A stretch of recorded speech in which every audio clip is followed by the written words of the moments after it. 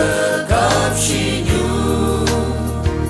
Syajang mai netang Yang hiberkemai Hibak mai aku kebai dekat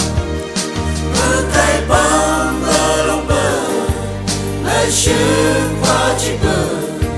Jisu Nengi haikan kecil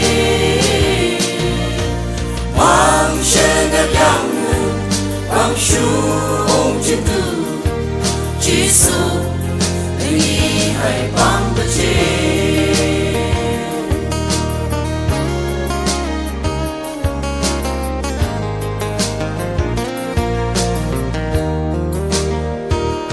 Umpaya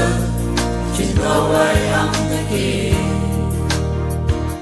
Yang bayang Tintu boy bay Jai bebang Krista Beriman itu Berbangun Nungsang belam Yusuf Bekai bang belong ber Lesyuk wajib ber Jisu Nengi haikan kecil Mang shengat yang Wang shu ong cintu Jisu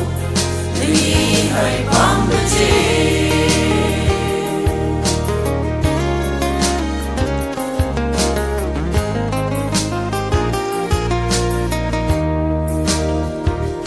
Ong shante Pengabang kemau Kita lang Mai henyai gang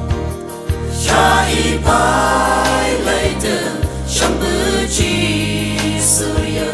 Apakah tong yulai yudike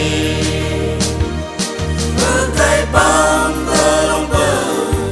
Lesyuk wajib ber Jisu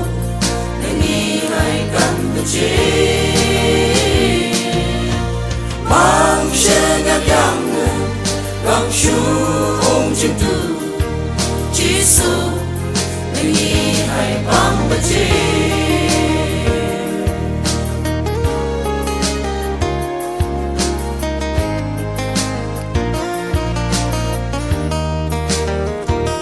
Syam berbah Tam betul Ada ber Bercep jompong syur Mong ong long berke Lang syuram tau ma Hok berat tan bebai tan bahar Bekai bang belong ber Mesyuk wajib ber Jisu Nengi haikan kecil Mang shengat yang Gang shu ong cintu Jisu Nengi hai bang kecil Jisu